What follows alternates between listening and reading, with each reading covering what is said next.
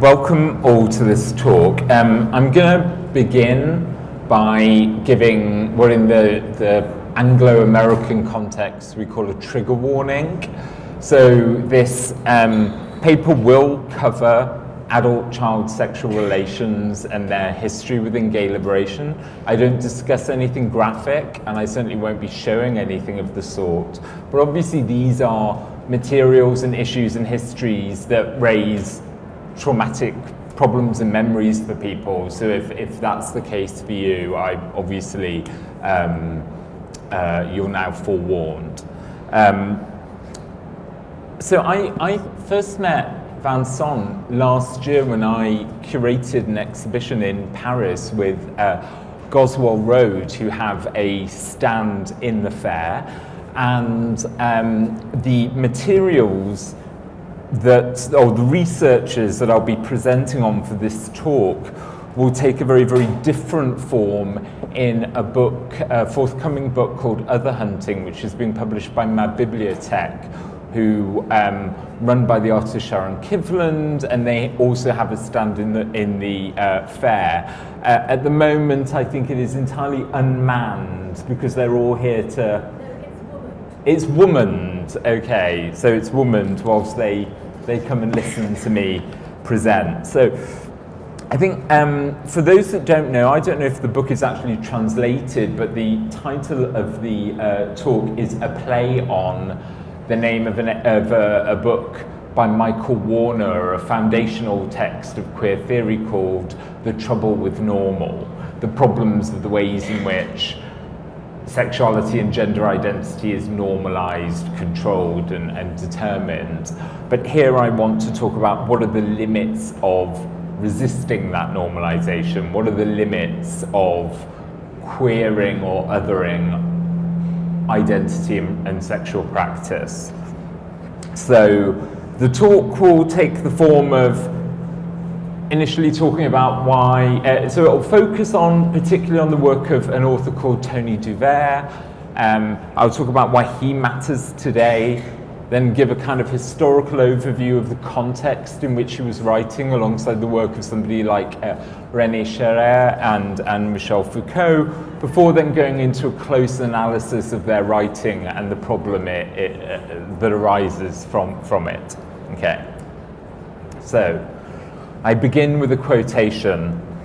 If there were a Nuremberg trial for crimes committed during peacetime, 9 mothers out of 10 would be summoned to appear.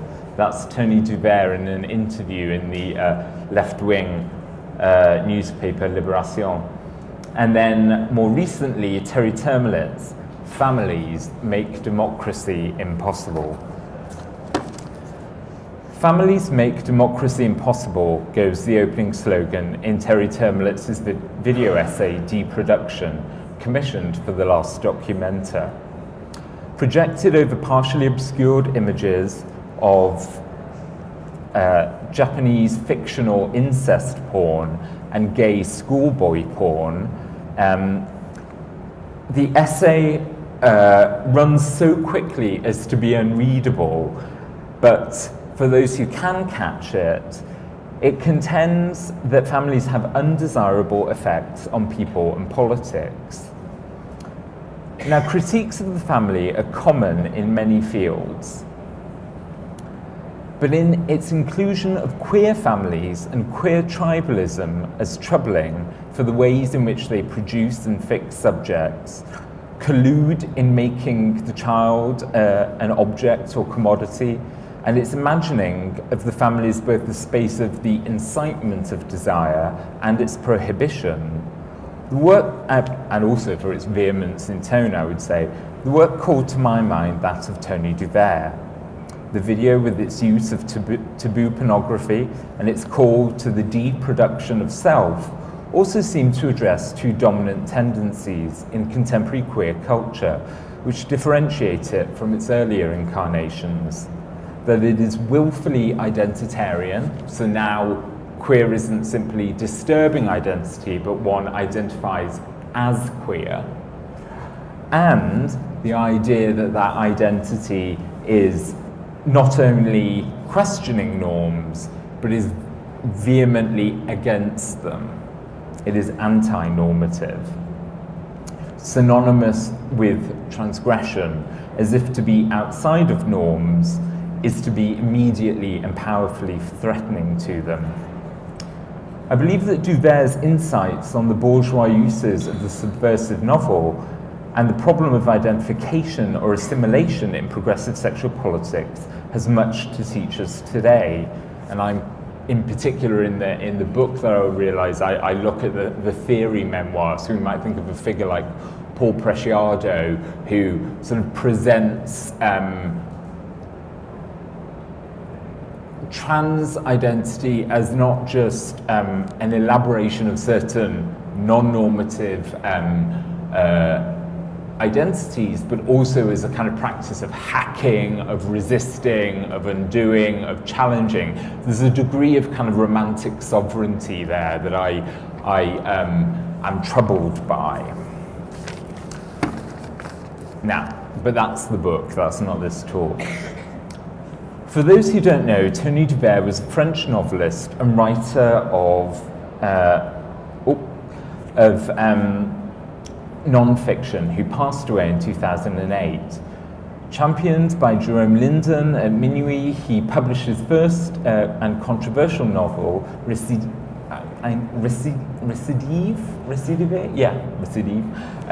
in 1967, and it's very much a queer take on the nouveau roman. He would edit the publisher's journal, commissioning essays from Samuel Beckett, Robert Pinget, Robert Grillet, and others, making him a pivotal figure in the Parisian literary scene, even if his own novels had to be sold by subscription and limited edition only due to their controversial content. In 1973, however, he attained prominent literary recognition and sales with his novel Strange Landscape, which won the Prix de Medici, awarded by Roland Barthes. He would go on to publish several more novels and 3 polemics on sexual politics, and actively contributed to magazines such as Gay Pied, Masque, as well as being featured in Libération and other daily newspapers. Since his death, 6 of his fiction and non-fiction works have been published by Semiotext and Wakefield Press in English. And he's become a reference to visual artists from Richard Hawkins and Elijah Berger through to Mavado Sharon. Well, that's not a very good reproduction. And has been an acknowledged influence on the work of author Dennis Cooper.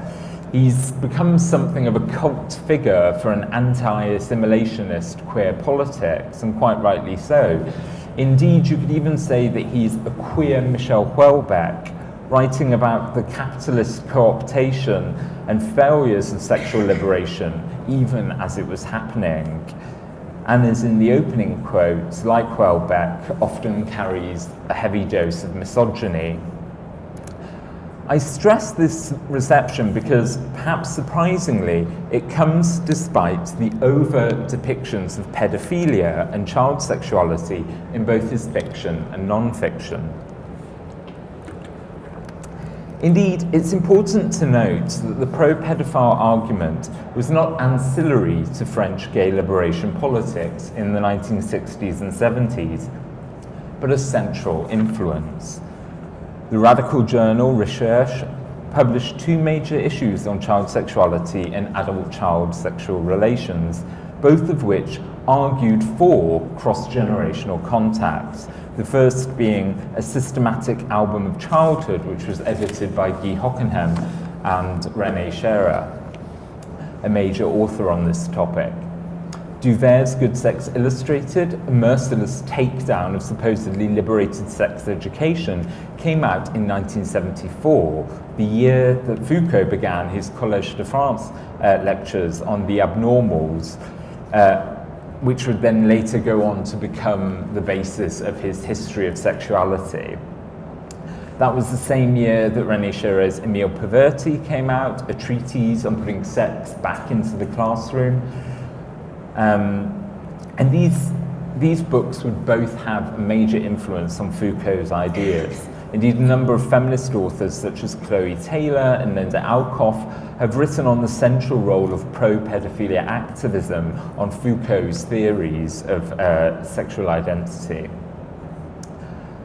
For an example of the centrality of the sexualized child, one can look at a clip from a TV show by the recently deceased Agnes Varda.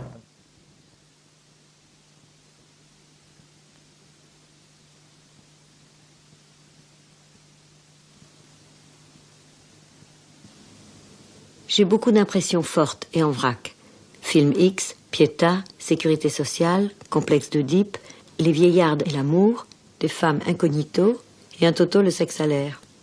Drôle de photocollage. Je recommence. Film X, avec ses cache-regards en forme d'interdiction aux moins de 13 ans. En fait, c'est à elles, à ces bonnes femmes du troisième âge qu'on interdit de regarder le petit mec tout nu. Sécurité sociale. Elles attendent leur remboursement. Des braves femmes à souliers plats, veuves pour la plupart et longues à mourir. Elles s'accrochent à ce qu'il leur reste, un fils ou un petit-fils. Elles le tiennent. Et lui, de qui tient-il ses yeux rieurs et ses longs pieds? Pietà. La Pietà d'Avignon avec le bras du fils qui pend comme ça, bien raide. La Sainte Mère s'est multipliée par 4 et Christ est redevenu petit Jésus qui ne veut pas dormir. Dodo, petit Jésus, ferme les yeux. Sinon, on te mettra à toi aussi sur les yeux une étiquette noire en sparadrap. Et puis un cache-sexe avec 2 sparadraps croisés pour faire ta croix. En plein milieu de l'image, là où est la croix des viseurs sur les appareils de photographie. Et le rond pour faire le point.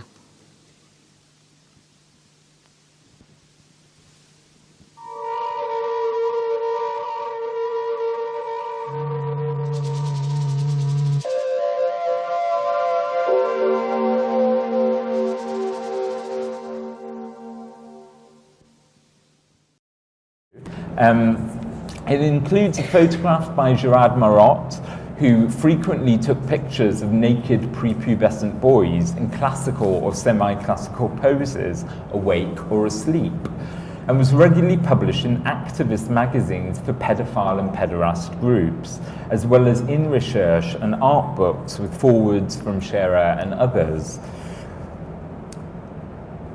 Here he was included in a television broadcast called 1 Minute for One Image, in which Varda would respond to pictures submitted by a group of colleagues.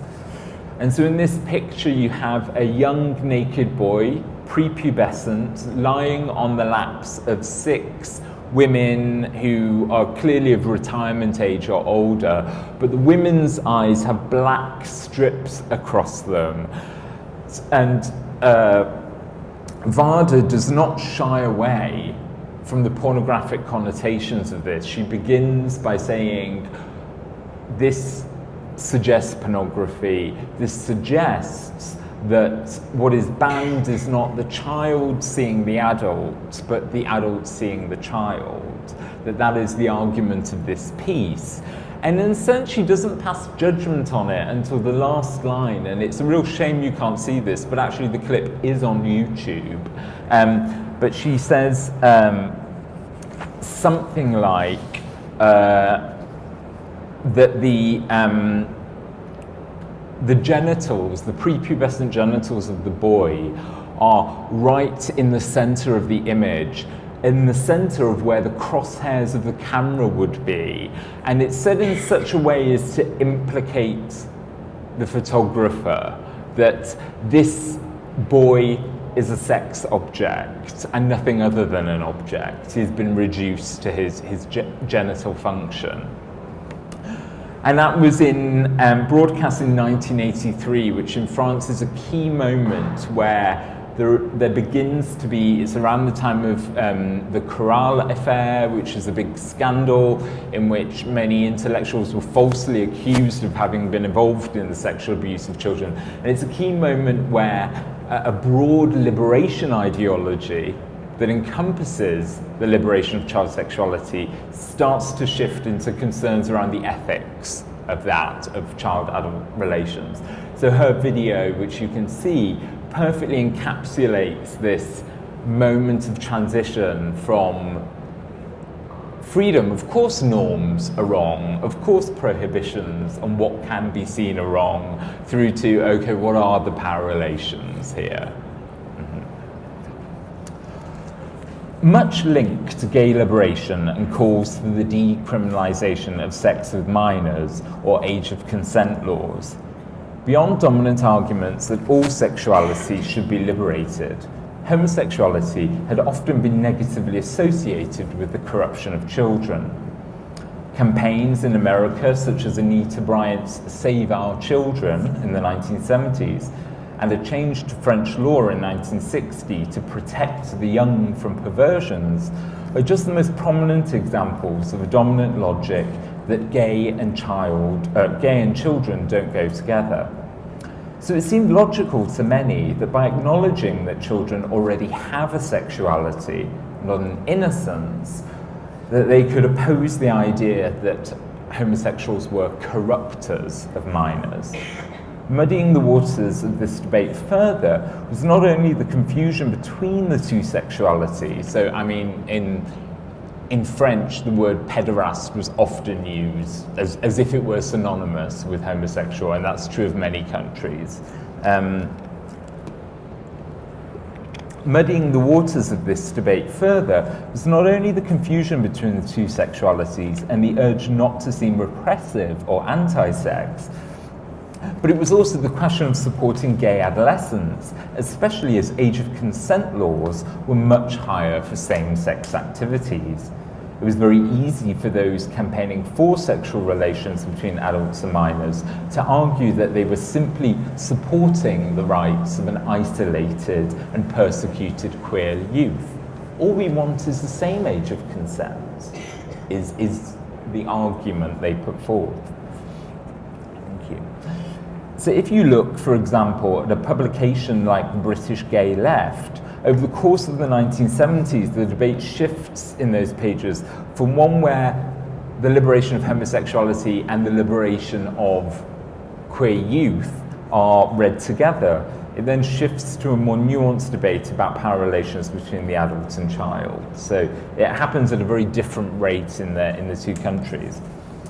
Now, in this talk, I'm focusing on the French situation, partly because it has very important history, but also because its arguments around non-normativity are the most closely tied to continued theories of queer and liberation politics, and particularly around the production of subjectivity. Obviously, though,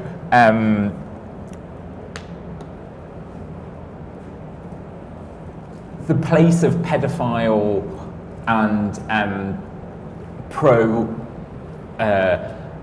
adult-child sexual relations sort of discourses, they were not restricted to France alone, but they were very, very differently elaborated in different national contexts. So NAMBLA, which many of you may have heard of, the North American Man-Boy Love Association, and the movement in America was very much tied to a kind of civil liberties discussion. This is a freedom of speech concern.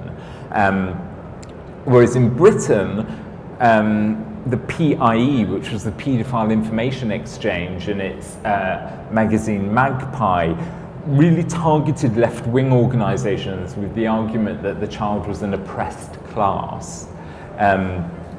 In France, it's much different. It was around the production of sexual identity and the organisation of discrete acts of sex into essentialised identities. I agree with David Paternotte's argument that the key changes which brought about a sharp distinction between these campaigns and those of homosexuals were largely threefold. So as age of consent laws for homosexuals were brought into line with the same age as heterosexuals, the argument around what consent was started to come more into distinction. Equally, the AIDS crisis put pressures on activists to clean up the image of homosexuality. And at the same time, a campaign had to be made for the needs of a particular minority group, homosexuals, for rights to medical treatment, the legal recognition of relationships. So a more generalized social and sexual liberation argument fell to the wayside, and campaigns were more closely tied towards identity, in particular adult gay identity. But it's important to note, to point out that tensions between gay liberation campaigns and pedophile campaigns always existed. They weren't, entirely smoothly incorporated, even if in the 1980s there is this sharp dropping. Now, the reception of Duvert since his death has been one in which his writings are seen as literary and intellectual exercises or fantasies rather than records of wrongdoing. The literary critic Christopher Robinson and writers like Dennis Cooper and Bruce Benderson in particular have been prominent in the aestheticization of this material. Furthermore, Duvert's French biographer, Gilles Sebin, has found no evidence that the writer ever actively engaged in any of the acts he described. I do want to argue that his writings on sexuality and his novels do extend and in some way are also examples of his theory of literature, but I also want to argue that this does not get him off any hooks, and it's a mistake to imagine it as a purely literary project. So I've shifted from the history and now I'm going to look more closely at Duvert and his output. So in addition to aestheticizing and historicizing his work, I also want to argue that it, like that of Scherer and Foucault, makes important demands on us today to reassess some central ideas of queer theory. The aesthetic argument around Duvert's work is a persuasive one. Just as in Scherer's writings, the figure of the boy or male adolescent has continued to be used in queer culture to describe how subjectivity and sexual identity are produced and controlled via schooling and social adaptation. But the child also represents a liminal figure, offering hints at a subject prior to socialization or discourse that might not obey sexual categories. The child is the privileged figure of the disorganization of reality, of moral laws, and the vehicle for writing against assimilation. And so some examples of this, there's actually, just to give you more context, that's a publication that Semiotext brought out in the late 1970s with Lotringer and I think Hockenheim and David Thorstad, who was the organizer of NAMBLA. And actually, interestingly enough, this pamphlet was designed by Joseph Koussouf.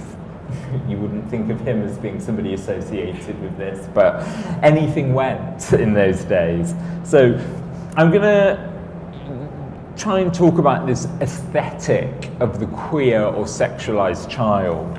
So a contemporary of Duvert's might be somebody like Bernard Faucon, who in the late 1970s and early 1980s produced a series of photographs of boy mannequins, sometimes accompanied by real boys.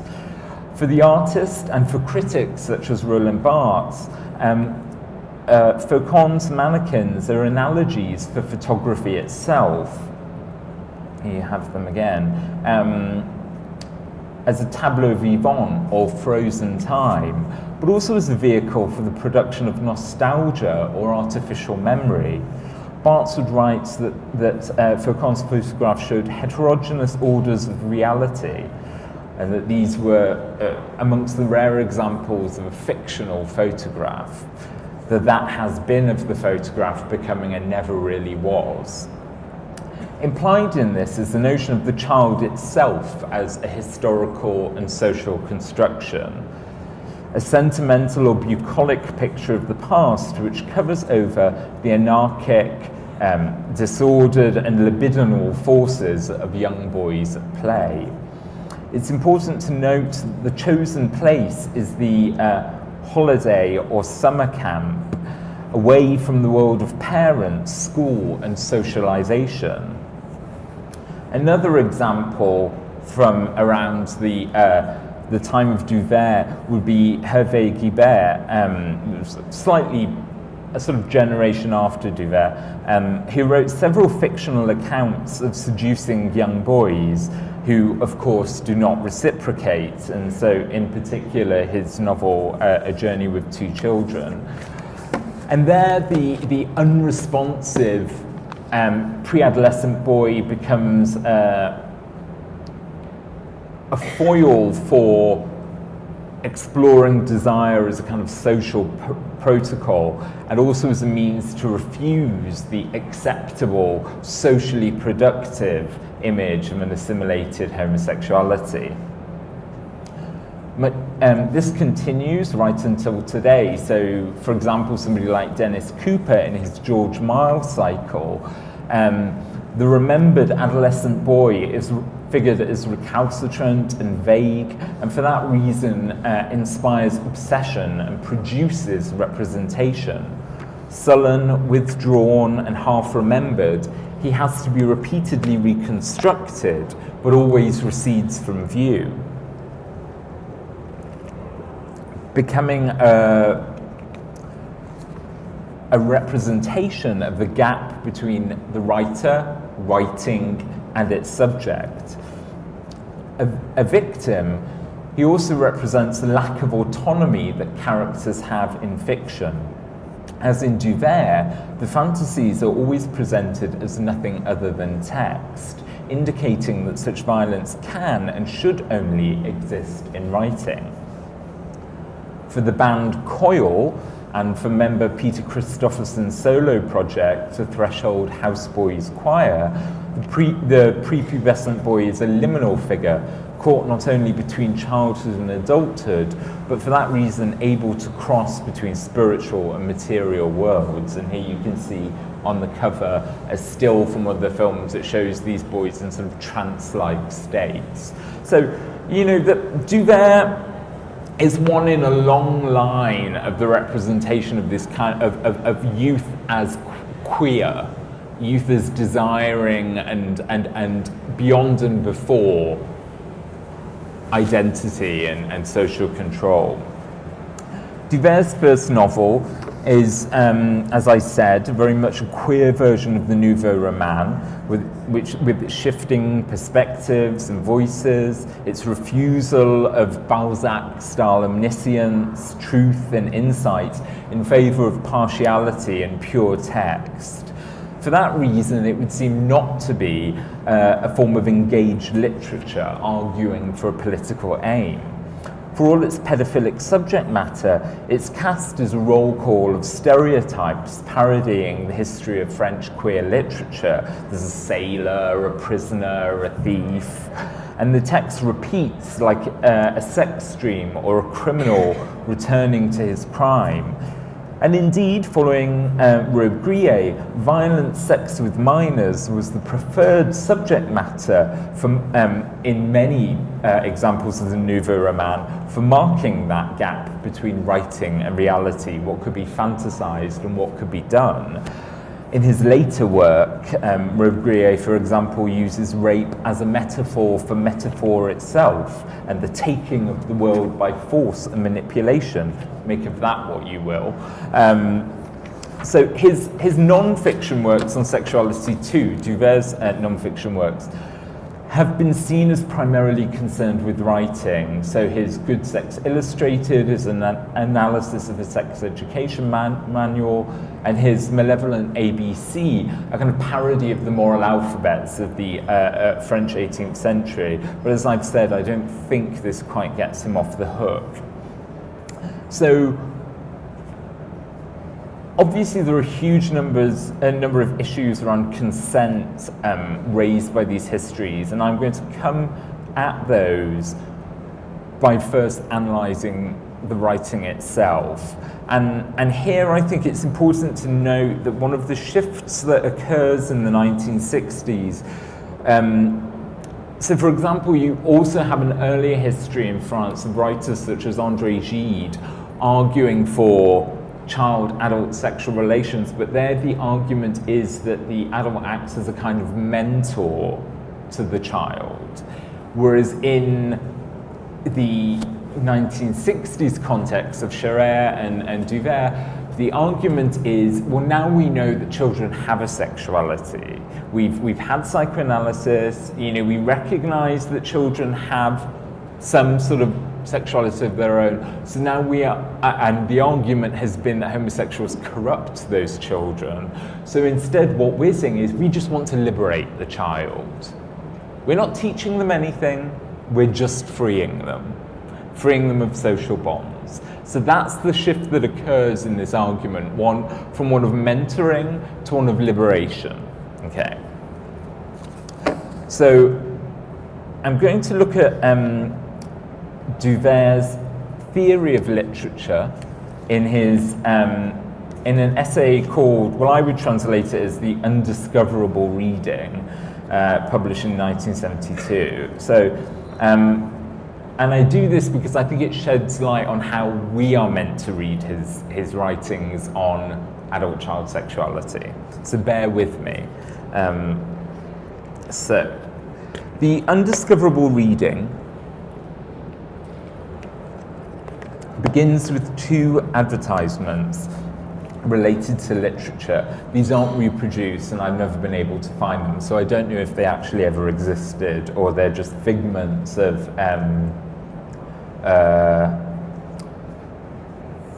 Duvert's imagination. He describes them at length, but I will condense.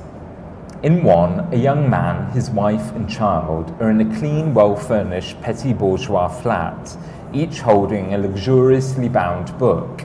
The advertisement indicates that these will be by Balzac, Dumas, Hugo, and that these are luxurious objects that will last. In the other advert, a young woman of 30 sits alone at a lovely table. Her eyes are dreamy and averted, as if caught in nostalgia, and in her hand a pen, and on the table a blank pad of paper. In fact, I could do an impersonation now, But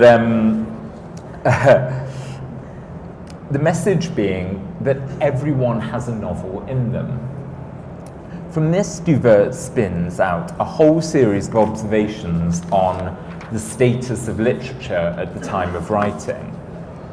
Both adverts sell good taste, knowledge, and ease, but both also turn on the book as commodity, and in the case of the latter, one in which life can be turned into money and narrative without effort. It is mere transcribing outwards. And I quote, "The technique of writing is taught the way sexuality is developed, then cordoned off. It is the art of creating something on the outside and blinding you to what is happening inside. It is the metamorphosis of a supposedly amorphous subjectivity into a copy or translation of that subjectivity." End quote. So anecdote, micro-stories enable the identification of self in this argument and the acknowledgement of the other, each reflected and read by their society. The rituals of identification enabled by the agency of narrative, a way of weeding out the strange and producing a common language. It is, and I quote again, "fear of strangers and urgency for what is similar, a brothel keeper of illusion, and in its hurry to create me and the other and water them down into a duplicated same, it is a backstreet abortionist." So literature, the kind of commonplace literature is producing subjects, but actually killing their idiosyncrasy. That's his argument. The novel in this picture is the ideal form of this social interaction, or production of the real and the reader, which pretends to merely reflect and report on them. In it, the 19th century novel is so established as the model that in schools children are less made literate than indoctrinated into bourgeois narrative. The child here is a model for the pre-discursive figure who is moulded into this world of commodities and inherited values, and the process is like sex education and is a form of the destruction of that child, inducing in them a fear of that which is outside the family. In these advertisements and the picture he presents of the training and shaping of subjects, the book object is, and I quote, like a whip in a stable where the animals have been subdued. You no longer need to lay a finger on it because it has already served its purpose. Within this too, alongside the conformist novels, is the subversive novel, which is also subservient to this system. By this he means books with a conventional surface, whose beauty is of the same order as conformist works, but which have an aberrant substance. It attacks, it parodies, it desecrates, but at the same time asks for its place in the cultural heritage of literary prizes. The status where it is known, a kind of status where it is known and not read, and works to satisfy normative culture with a hint of otherness that does not still contest social chatter or call the self into question. So hopefully you can see that his theory of literature is not one which can be read as just literary, but is active in inventing its readers. It's not purely aesthetic, it's a theory of the production of subjectivity through writing. Added to this, Duvert was active in political writings on pedophilia, even if from within the literary world. And in the same way, somebody like Bernard Faucon, whose work is metaphorical, but it was also still deployed in circuits for the decriminalization of adult sex relations. So we have to talk about the reception, where they circulated, what were they used for. Yeah.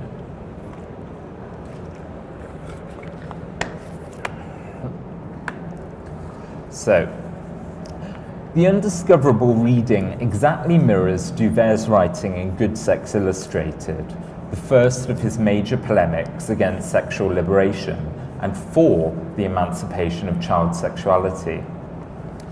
The argument there, in Foucauldian fashion, is that sex education manuals, far from being progressive, serve to construct and produce the sexuality of children. Far from simply guiding ideas, they invent them in order to put them in the service of social reproduction and baby-making, heterocracy and capitalism, desires sublimated to consumption, and order maintained within the familial unit. Under the influence of psychoanalysis and psychiatry, a distinct child sexuality has been concocted in order that it might be trained, but also cordoned off from adult desires, so that it still needs to be protected from influences outside of the family, such as perverts, who are likewise an invention of these sex manuals. This is according to Duvert. Duvert, of course, accurately points out that harm mostly happens within the family at the hands of the parents, for whom the child formed by these manuals is, according to Duvert, nothing other than an object. Protection in this theory is mere castration, but also a form of incitement. You have to be protected. Your sexuality is precious. The book itself, the sex education book, is like the whip hanging in the stable. The homosexual, so long as they model themselves on a discrete sexual identity, a contained and not a disordered one, buys a place within civil society and becomes a handmaiden of this repressive order. So as long as gays get married, as long as they model themselves on the family, they're not a threat to the Oedipal units. They're not a threat to bringing the child into contact with an authority other than the father and the mother. Okay. This is an argument that has some crossover with René Scherer's Emile Perverti, a treatise on education in which he writes that the sexuality of the child is deemed threatening because it was produced ties that decenter the authority of the father. Sexuality thus has to be kept out of the classroom, schooled and sublimated to the aim of eventual marriage and child rearing.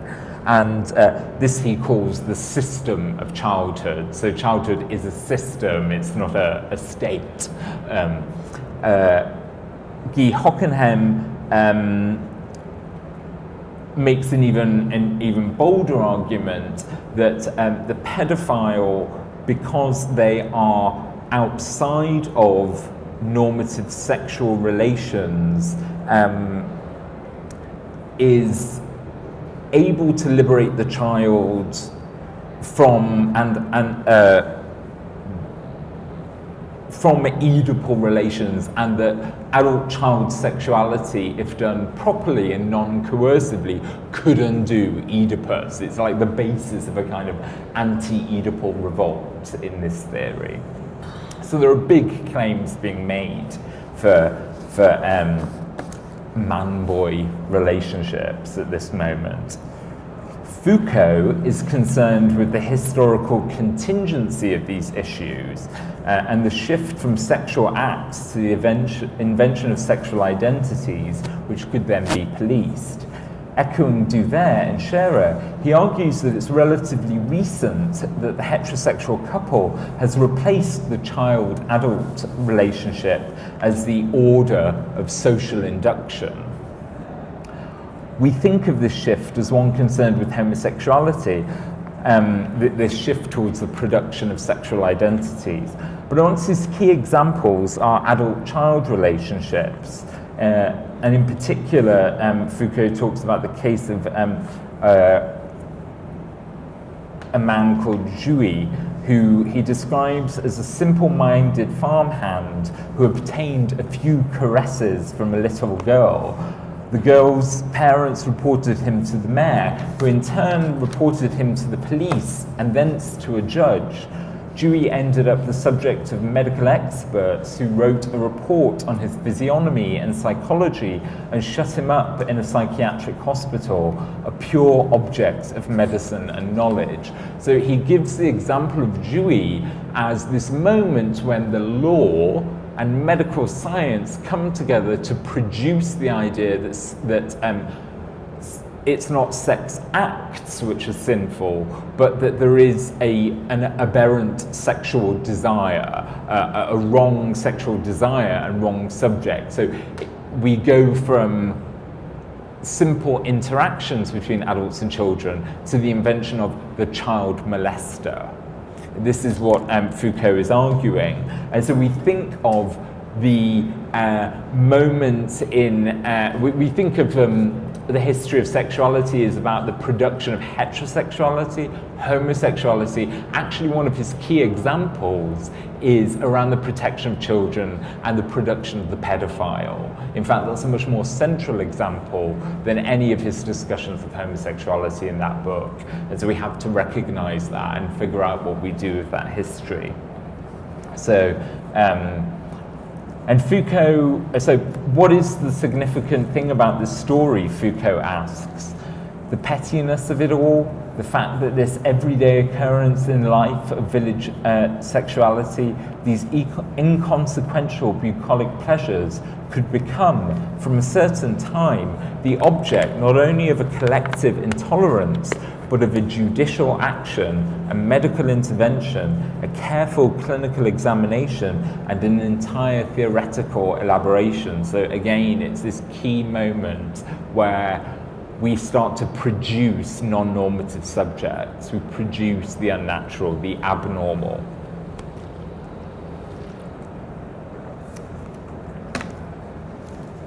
I've got to stop extemporizing because I end up repeating something I've written down. I'm not used to reading things out. I normally just sort of rock up and, chat.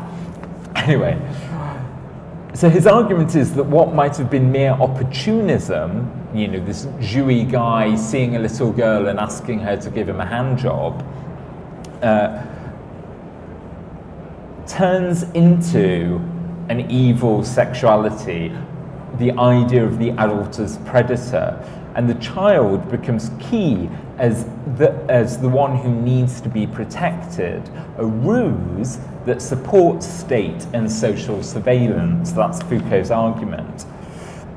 What is perhaps most striking is how Foucault seems to imply that the law also invents the victim, that sexual acts are harmful when the law says so, and, in the view of thinkers like Chloe Taylor, it is precisely the association of sex with identity or a truth of self which makes sexual exploitation harmful. So the idea is that really little girls before the idea of sexual identity didn't mind it, or at least didn't mind it as much. That is what Foucault's implying.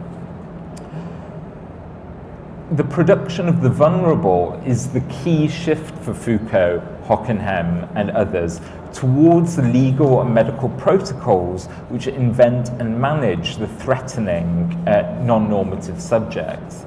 If we didn't think of ourselves as having a sexuality, or that pleasure is personal, what would be the harm?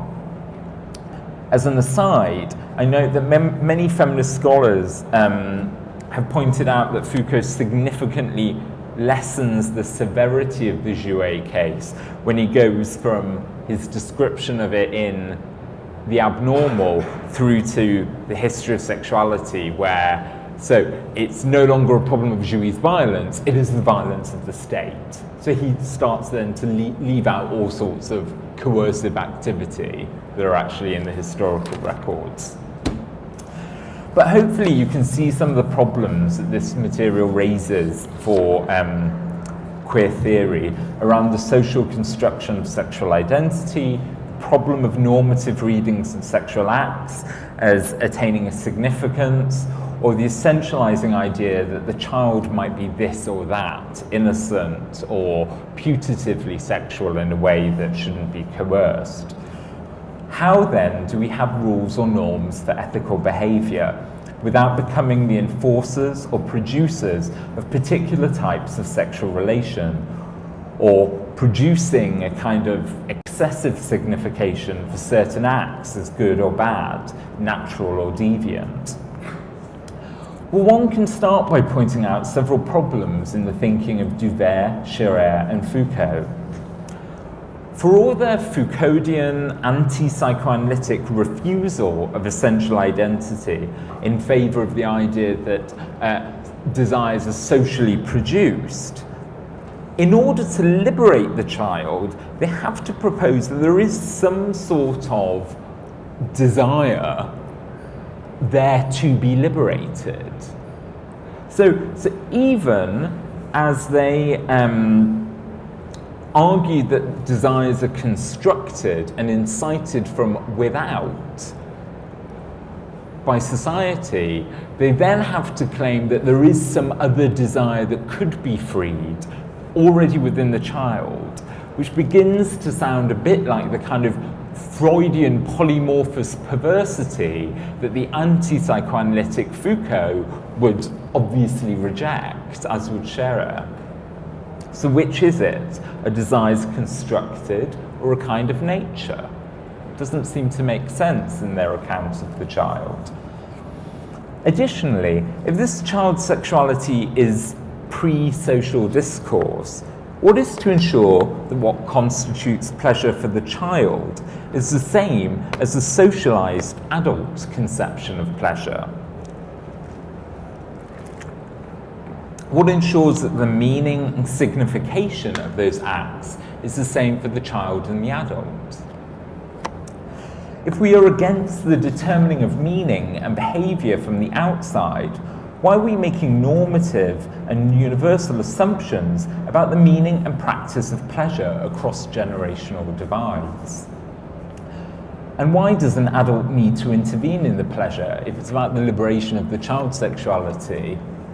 What's the role of the adult then? All this remains unresolved in their work.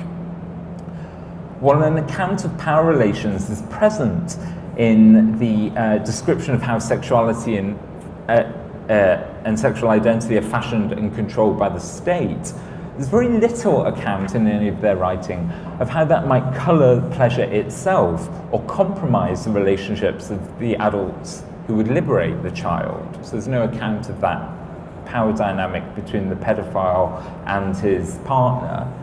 As Alcoff has pointed out, consent would be decidedly unstable here, where children are less able to articulate, they are not economically independent, and they lack in strength. How would agreement in these circumstances be distinguished from mere compliance to the wishes of somebody more powerful? But beyond that, at the level of practices, I would argue that one doesn't need to have an account of the child as essentially different or an act as essentially violating to have a concept of experience. Consent and agreement depend on knowing what one is doing and thereby choosing to do it. And where that is not possible, it's about having the right to come into that experience at one's own place. This does not require some naturalized vision of the child as somebody entirely innocent or somebody that cannot have pleasure, but rather of resisting being complicit in the management of those behaviours, exactly what Foucault criticised the state for. Let's not forget too that the child, for all their supposed liberation, is being spoken of. They never speak in the accounts of Scherer, Duvert, Foucault and Hockenheim. But this raises broader questions for how one has an ethics of sexuality without elaborating a logic of natural and unnatural acts, as I've said, or the vulnerable or the harmful, or without reinforcing the idea that sex is some precious inner truth. What is a queer theory other than a critique of norms, an opposition to the disciplining of the subject, or the assumption of a sexual fixity? When your norm is anti-normativity, what are the rules? To me, it seems that this is the true message of this history. While disrupting norms of behaviour, rules of conduct and sexual identity, the disruption of behaviour and rules of conduct or of sexual identity have become the very raison d'etre of queer culture. And in recognising this, we need to take Foucault, Scherer and Duvert at their word and recognise that it's not just the supposed liberalisation of sexual mores that do not produce greater freedom. So I'm thinking, that Foucault argues that there's a kind of repressive hypothesis that says that it's only when we censor desires that that we experience oppression. Actually, he says, well, the liberation of desires can be just as oppressive because it leads to our desires being marketed, capitalized, or controlled. And so if we recognize that argument, that there are forms of sexual liberalization which are confining, then we might want to start to recognize that there are ways of undoing norms which are also confining. There are ways of queering that do not engender more freedom. So we might want to apply Foucault's repressive hypothesis to queer theory itself. The opposition of norms is itself historically contingent around patriarchal, heterosexual culture of the 20th century. But as they become supplanted by new practices, we have to analyse who they serve, what relations of power they support, including those which occur within non-normative groupings.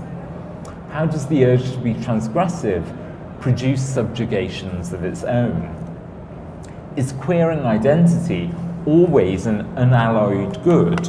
Or might certain identities, for example that of the child, for all they are non-essential and historically contingent, actually be preferable to denying them, to arguing that there are no power differentials? Norms aren't always bad.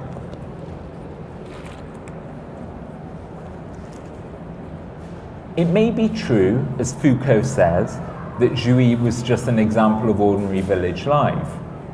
But that was also in a context in which violence was normalized, particularly against women and children, and patriarchal power was absolute. So perhaps the lesson from this is to argue for norms and governances which are contingent, context, or community specific rather than absolute, continuously reviewed and reassessed in the manner of what Jeffrey Weeks calls invented moralities, neither making claims to truth nor to the eternal condemnation of certain people or certain acts. These would be values that recognize as fundamental the distribution of power between parties, as fundamental an analysis of that distribution. As Weeks has argued, moral relativisms actually support a kind of individualism, which progressive queer politics would surely reject. Perhaps, too, it's time for a rapprochement between feminism, which has a long and elaborate conversation around consent, and queer theory, out of which it partly grew, only to reject it as a controlling mother figure. Contingent but common bonds might then trump family values as our moral guide. Thank you. That's it.